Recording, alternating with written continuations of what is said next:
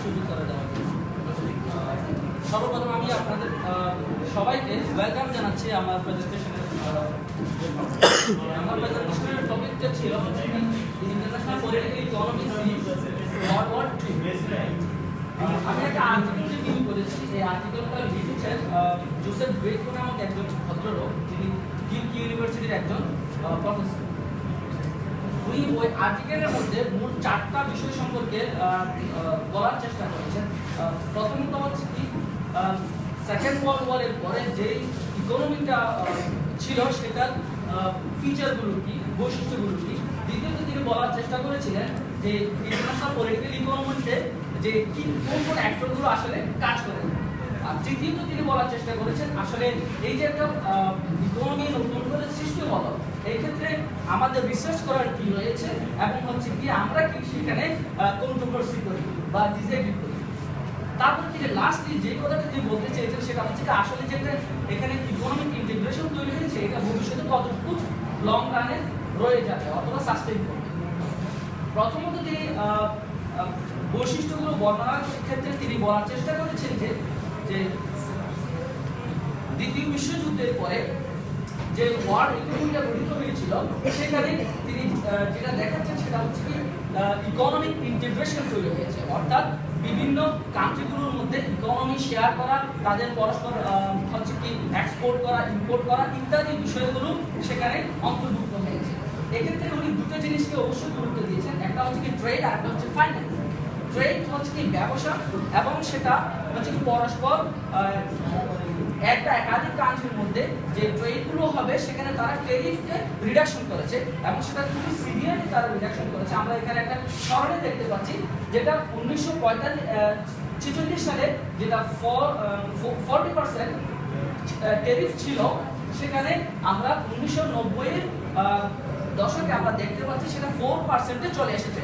অর্থাৎ তাদের পরস্পর ইকোনমি শেয়ার করার ক্ষেত্রে তাদের ট্যারিফ খুব কমে গেছে বা কমিয়ে ফেলেছে তারা। এখন এই ট্যারিফ রিডাকশনের ফলে আসলে কি হয়েছিল যে বিশ্বের মধ্যে যে এক্সপোর্টটা হয়েছিল, টোটাল এক্সপোর্ট সেটা 14 টাইমস বেড়ে গেছে। আর হচ্ছে কি যেটা ইকোনমিক অ্যাক্টিভিটিস যেগুলো ছিল সেগুলো 6 টাইমস বেড়ে গেছে, যেটা ছিল 1950 সালের দশকের দিকে তার চাইতে 6 গুণ বেড়ে গেছে। তারপর ইউনাইটেড স্টেটস এক্ষেত্রে কি লাভবান হয়েছে, 50-এর দশকে যেখানে তার এক্সপোর্ট ইম্পোর্ট ছিল 10% অফ তার জিএনপি, সেখানে আমরা দেখতে পাচ্ছি 1990-এর দশকে সেটা তার জিএনপি 25% পৌঁছেছে। এখন এই যে ইকোনমিক ইন্টিগ্রেশনটা হলো, এক্ষেত্রে রিজিওনাল নেটওয়ার্ক গঠিত হয়েছিল। কিভাবে? আমরা যদি নর্থ আমেরিকাতে দেখতে পাই তাহলে ইউএসএ, কানাডা, মেক্সিকোর মধ্যে যে ইন্টিগ্রেশনটা হয়েছিল যেটার ফলে তাদের এক্সপোর্ট ইম্পোর্ট শুধু ওই কান্ট্রিগুলোর মধ্যে 52% ছিল 1998 পর্যন্ত। তারপর আমরা যদি দক্ষিণ আমেরিকা যদি দেখি তাহলে দেখতে পাবো সেখানে মেরকোসুর নামক একটা কমন মার্কেট তৈরি হয়েছিল, যেখানে ছিল আর্জেন্টিনা, ব্রাজিল, উরুগুয়ে, প্যারাগুয়ে ইত্যাদি। তারপরে আমরা যদি ইউরোপে দেখতে পাই সেখানে ইউরোপিয়ান ইউনিয়ন গঠিত হয়েছিল 1993 সালে, যেটার আরো অনেক আগে ইতিহাস রয়েছে, যে ইউরোপিয়ান ইকোনমিক কাউন্সিল রয়েছে, ইউরোপিয়ান ইকোনমিক কমিউনিটি রয়েছে। তো এইগুলোর মধ্য দিয়ে তারা যেটা করে সেটা হচ্ছে কি পোর্টফোলিও ইনভেস্টমেন্ট করে, আমাদের কি ফরেন ডাইরেক্ট ইনভেস্টমেন্ট করে, অর্থাৎ অন্য কোন একটা কান্ট্রিতে তারা কি করে সরাসরি ইকোনমিক ইন্টারভেনশন করে। আমরা এখানে একটা ক্যাপিটাল ফ্লো ফলোর একটা সরণি দেখতে পাচ্ছি যেটা লেখক দেখিয়েছেন, সেটা হচ্ছে শুধুমাত্র 1996 সালে যেটা ক্যাপিটাল ফ্লোটা ছিল 1.7 ট্রিলিয়ন মার্কিন ডলার।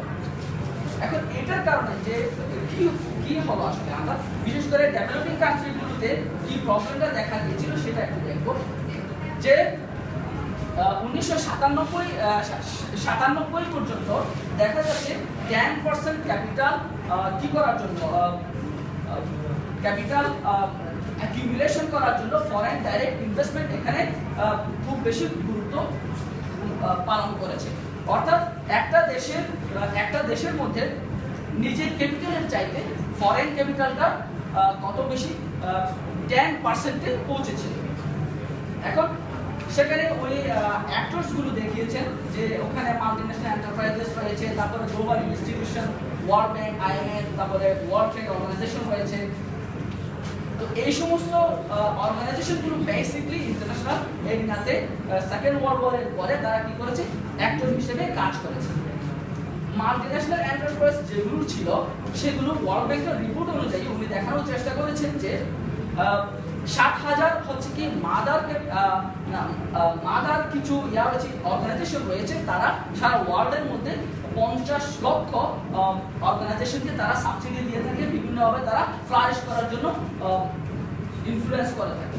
এক্ষেত্রে শুধু আমেরিকা এবং ইউরোপ এবং জাপান এই তিনটা জায়গার যে মাদার অর্গানাইজেশনগুলো রয়েছে সেগুলো ফুল হোল ওয়ার্ল্ডের ইকোনমির 22% তারা কন্ট্রোল করে।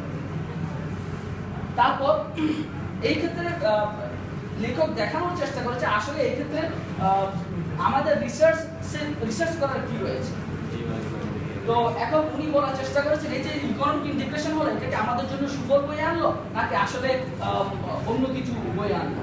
উনি প্রথমেই বলার চেষ্টা করেছেন আসলে এটা হচ্ছে কি আগের ইকোনমির চাইতে নতুন একটা ইকোনমি তৈরি হলো যেটা আগে ছিল না। এক্ষেত্রে যেই সমস্ত বিষয়গুলি এখানে গুরুত্বপূর্ণ ভূমিকা পালন করেছে সেটা হচ্ছে টেকনোলজি, তারপর হচ্ছে লিবারালিজম, তারপর হচ্ছে কি হেজমনিক লিডারশিপ। তো এক্ষেত্রে সর্বশেষ উনি যেটা বলার চেষ্টা করেছেন সেটা হচ্ছে কি ওয়ার্ল্ড ইকোনমিক ইন্টিগ্রেশন এটা ওয়ার্ল্ড পিসের ক্ষেত্রে কতটুকু ভূমিকা রেখেছে এবং হচ্ছে কি ডেভেলপিং কান্ট্রিতে কতটুকু ভূমিকা রেখেছে। সাধারণত উনি কান্ট এবং নরমান অ্যাঞ্জেল স্মিথের বরাত দিয়ে বলেছেন আসলে এটা ওয়ার্ল্ড পিস রক্ষা করার ক্ষেত্রে বিশাল একটা ভূমিকা পালন করেছে, যেহেতু ডেমোক্রেটিক কান্ট্রিগুলো পরস্পর ফাইট করে না। তারপর ডেভেলপিং কান্ট্রির ক্ষেত্রে উনি যদিও তিনটা মত দেখিয়েছেন, যেটা সবচেয়ে গ্রহণযোগ্য মত সেটা হচ্ছে আসলে ডেভেলপিং কান্ট্রিগুলোর জন্য যদিও 70-80 দশকে এটা খুবই কোয়েশ্চেনেবল ছিল, এখন তাদের জন্য এটা কোনো কোয়েশ্চেনের জায়গা নেই যে তারা ওখান থেকে সরে আসতে পারবে না। That's all, thank you.